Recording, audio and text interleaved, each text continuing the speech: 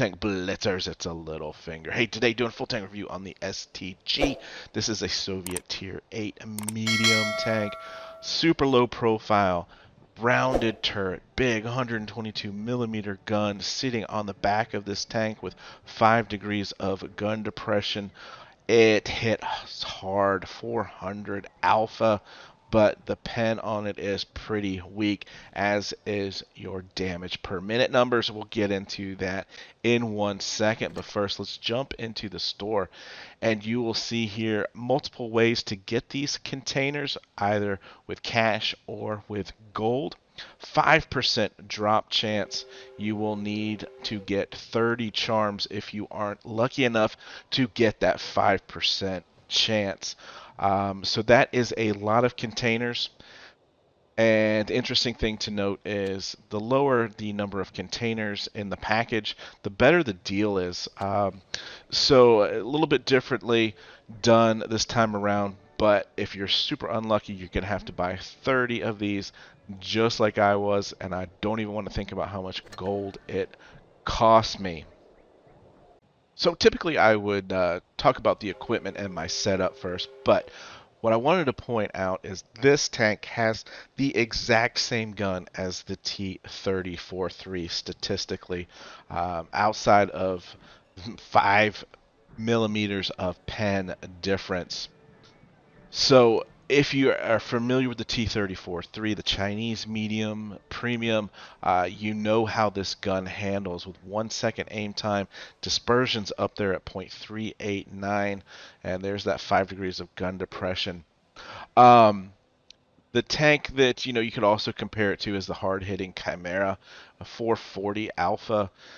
DPM on these tanks is super low. I just pulled out some tanks, the M4A1, which also has a fairly big gun on it, 105 millimeters, and just a couple here of 90 millimeter guns, just for statistical purposes and aim times and all of that stuff comparison. But it moves around the battlefield just fine at 50 kilometers per hour.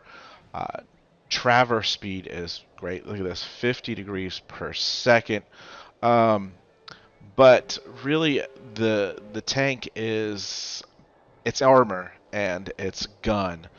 And I just wanted, before we went into the setup, for you to realize that this is going to be just like that T-34-3. So as we head back now to the consumables, repair kit, multi-purpose, and adrenaline, standard for me. We've got extra combat rations, improved fuel, and standard fuel. We're making this tank as fast as we can. Ammunition, 17, 10, and 8. You're going to need APCR, I promise you that. So make sure you are buying it with credits, not gold. Now, so this is where we get into the controversy, I think. I am running the gun rammer, and here's why. With calibrated shells, we're only gaining 9 on the AP and 11 on the APCR. Issue I have here is that tier 9, if we're bottom tiered, 236 is still not good enough to pen anyone from the front. 225 still not, and the 11 is just not worth giving up, in my opinion, 1 second reload time, reducing that reload time by 1 second. So what you have to do is you have to use this tank's maneuverability to get to the sides and rears of tanks. And you can't expect to be taking on any tier 9 heavies from the front because your pen is just bad. But I just don't see the calibrated shells helping enough to offset the gun rammer. Therefore, moving on to the defense system, improved optics, enhanced gun laying drive, improved assembly. Argument could be made for the enhanced armor, but your turret is nicely armored already, so I think I'd rather take a few extra hit points into battle with me. Engine accelerator, vertical stabilizer. Again, you're going to be moving this tank while you're shooting. You want it to be as accurate as possible. Toolbox and consumable delivery system. So let's take a quick look at Armor Inspector, and so what you're going to see here is the hull here at 75 millimeters, 143 effective. You've got the flat 100 mil here when 149 effective on the slope. This part on the front, look at this, it's only 30 millimeters. Any tank shooting downwardly at you, I mean, that's just so easy to pen. Tier 5s, Tier 6s can be penning you on these. So outside of the turret, though, we're getting into some really darker reds and oranges here, and we're getting into numbers that could withstand Tier 9s for sure. If I switch on over here to pen, it'll show up a little bit better. The cupola is going to be your weak spot, and as is your hull. Um, and as we would hope, anticipate with a tank like this, with a rear-mounted tank, we can get this to about 20 degrees here before we start getting into trouble on the sides. So we can do a little bit of side scraping on that. And let's just see if we switch this up to a tier 9 real quick, how that would change. So up against a medium at tier 9 doesn't really change that angle here for side scraping ability. All right, guys, so here we are, bottom tier, New Bay, and this is Supremacy.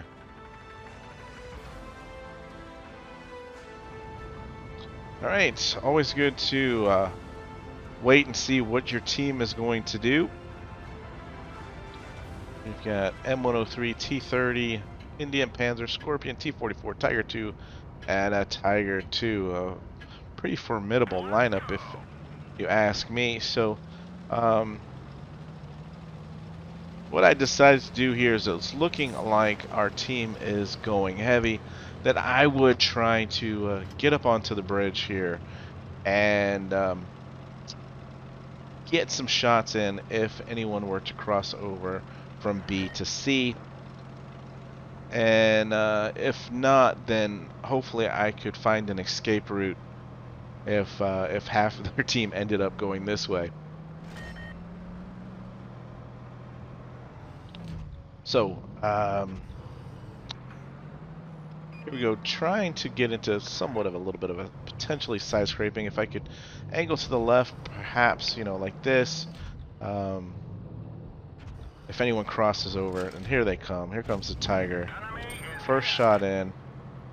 He's going to continue forward, so I'm feeling safe here for the moment. And he's going to back up, and now I know he's looking at me, so dropping adrenaline so I can get that shot in, and then into the corner as fast as we can. And there we are, as you see the benefit of the side scraping. Hoping to get a shot off the side cheek, knowing the Tiger is coming for me here. Time to put it in high gear and get to safety. And remember, conserving hit points early is key to keeping your gun in the battle. And if you can keep your gun in the battle, chances are you're going to win.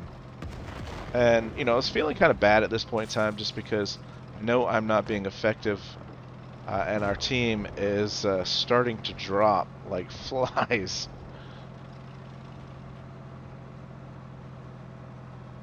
But I know if I come around the corner here, I'm going to, or I should be up against the backside of that Tiger. However, T30 has spoiled my plan, and not much we're going to do about a big old gun like that. So we've got to use our speed to our advantage. Take our shot and get over there. And you'll notice this reload time is really long. Not much difference in this Tier 9 TD T30. Luckily we break a track and we can use that to escape. And like I said, keeping our gun in the game is key.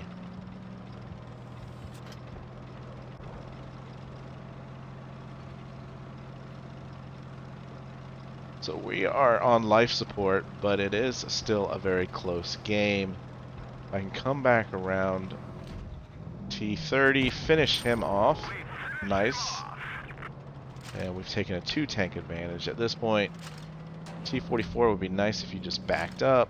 Look at this quick aim time. Finish him off. And now we've got this one secured. 4 on 1. And this tank that, you know, hits pretty dang hard right here. 355. 2701, not a super high damage gain, but it does show you the mobility of being able to relocate and, you know, get those Reapers out, killing tanks one by one, right? 8 shots penned. Alright guys, Falls Creek, top tier. Supremacy.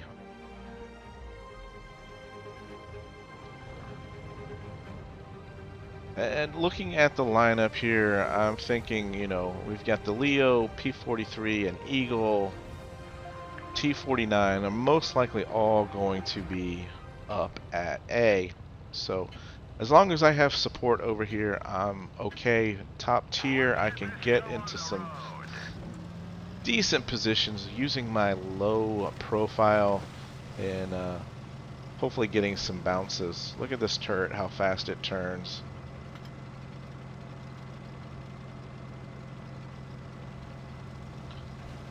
Alright. So we're coming up on A.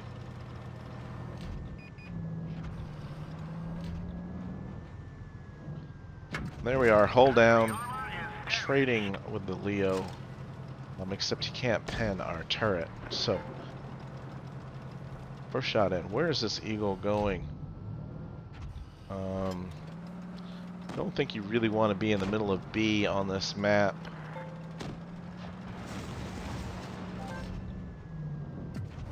Fairly lucky blind shot there on the T-49.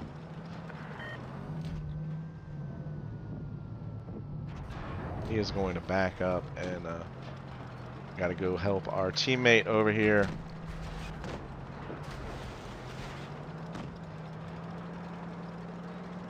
Make sure that this shot counts. We'll get him down to a 1 shot.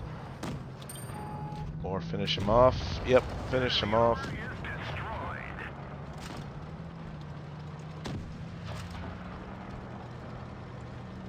And now, can we find this T-49? Sure enough. Max roll there to finish him off. And Leo is just not even paying attention.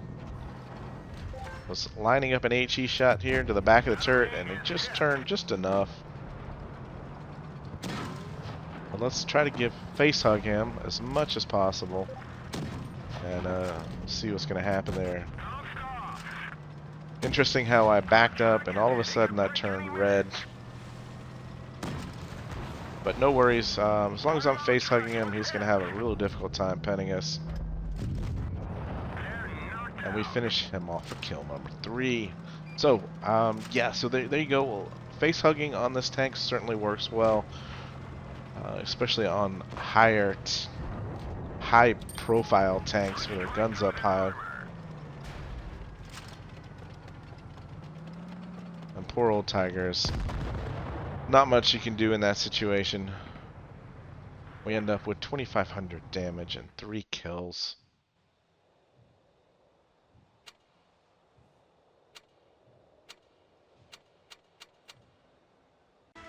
Alright guys, last game I'm going to show you here is Wintermalinovka, and we are bottom tier. And, you know, so I think kind of what you've seen in the first 2 games, you can use this tank's mobility and big gun, but the problem is your lack of pen and your really low damage per minute number. So don't expect to be able to brawl like a typical medium tank could. You really got to look for different terrain spots, I think also because of only having 5 degrees of gun depression and such a low profile. As we come around the corner cautiously here because no one's been spotted. Now it looks like we're in the clear, and my guess is that they are going to be pushing our heavies pretty shortly. I also want you to notice the medium on our team who is sitting on the left on the minimap. That is the T-44. Just watch what he does in this game. Certainly could have had a different result had he been a different player. Let's just put it that way, as nicely as possible. So, you know, I do like unique tanks. I like different play styles. I think that's what gives the game this originality, is that you can try different things, right? And this tank certainly is a little bit different, but to me it is not worth spending all that money on crates if you could just pull out the T-34-3 and basically have the same type of play style. And to be equal, I would certainly go for the Chimera over this tank. I just think it's an overall better tank. I was stupid there and gave up some hit points because I thought that I was going to be reloaded quicker, and I wanted to get that object out of the game. And you can see they are just pushing fast, and we have to be basically perpendicular to finish off that VK. I figure I was thinking that we could get the Pershing and or the WZ out, but unfortunately our VK gets taken out and doesn't manage to take out either of those two tanks. And look at that medium tank, T-44. He's sitting on that hill in the middle of the map, just sniping away, doing nothing. So trade shots there with the VK to get the kill, and I now need to get this Pershing out and get to safety. So we take another shot from the side. Nice low roll there to keep us from killing the Pershing. And I'm trying to get a little bit further away. I was thinking I need to get down to this T-44 and end up taking these several shots unnecessarily from that Action X. So a couple small mistakes on my part there. Another one here for not pulling back enough. I just don't realize with the gun being so far back that I am that exposed. So really need to focus more on the side scraping than the peekaboom playstyle, really. You'll see the Action X takes a shot here, and so I know I've got a few seconds to get in there, get my shot off, and get back.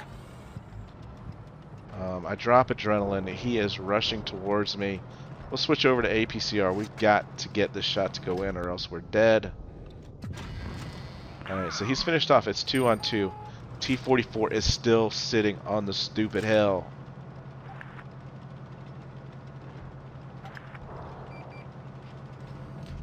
Alright, so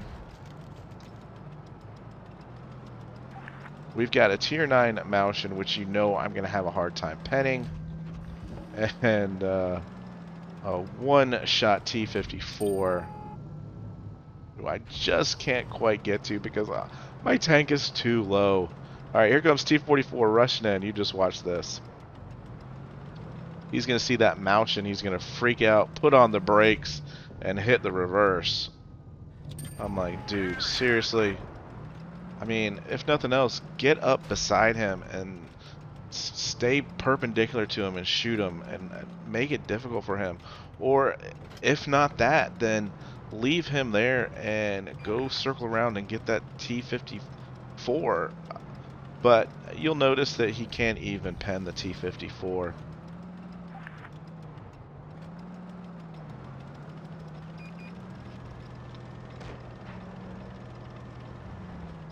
I mean, dude, just go straight and go to that T-54 and take him out.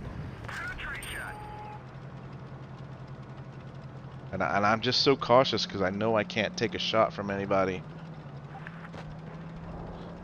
And here he is now, one-on-one with the T-54. He's not moving. Now he's moving again. Takes a shot. Tracks him. Luckily, well enough for me to be able to get the pen in. I drop adrenaline. I just need 1 or 2 shots from you, dude. Disappointing that that shot didn't go. 1 minute left. T-54 did not do a single lick of damage once he came up there to help. Or I should say, I guess that's a 254. I was hoping to get in the front there of the Maushin and at least get 1 shot in, but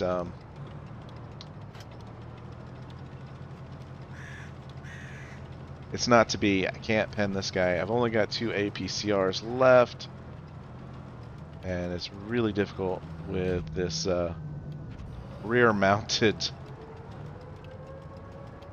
turret to get my gun peeking around the corners. So I was thinking about trying to back up, but I've only got 20 seconds, so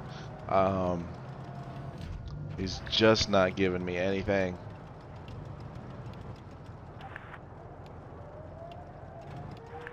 So we'll sit here and, yeah, you guessed it, draw this one out. Kind of disappointing there with 5 kills, 3,800 damage. But luckily enough, that was good enough for the ace mastery in the tank. But a disappointing draw nonetheless. T-44 with 493 damage. Let's take a look at this. Took 11 shots and only did... How do you take 11 shots and only do 490 damage? Yeah, that's kind of crazy. So again, you know, it's a tough tank to play bottom tier. It's fun, it gets around, but again, pull out the T-34-3 if you already have it. It's the same gun. So with that, guys, hope you're having fun out there. Stay safe, get educated, not fingered. Littlefinger out.